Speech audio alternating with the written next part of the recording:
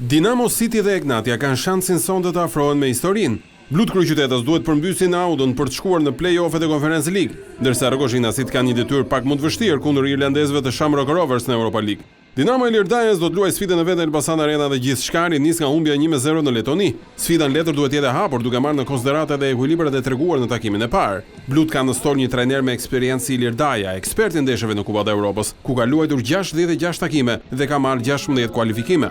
Në konferencën e fundit për shtyp para ndeshjes së mbrëmjes së sotme, Daja u shpreh optimist se Dinamo City mund përmbys humbjen në Riga dhe të përsërisë sukseset kundër Astanës dhe Aluminit. Duhet patjetër që të jemi në ekuilibër gjatë gjithë kohës, që mos t'i lejmë kundërshtarit hapësirë, sepse ka lojtarë që individualisht mund të na dëmtojnë.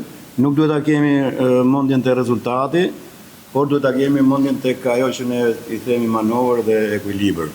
Duhet jemi më efikas përpara portës, pra rastet që na u krijuan, të kemi më shumë eficiencë.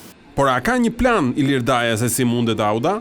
Do bëjmë ato që kemi punuar gjatë gjithë kësaj periudhës mbas ndeshjes kthimit nga Letonia, që duke u nisur nga fakti që e kemi parë kundërshtarin edhe të shfrytëzojmë edhe neve ato mundësi që kundërshtari nuk i ka pikat forta. Ndërkohë Egnatia, kampione e Shqipërisë, u mund 3-1 në Irlandë në sfidën e parë dhe sonte kundër Shamrock Rovers duhet bëjë një ndeshje të madhe për të kualifikuar në play-offet e Europa League, duke garantuar njëkohësisht edhe një sukses historik, kualifikimin në grupet e Conference League.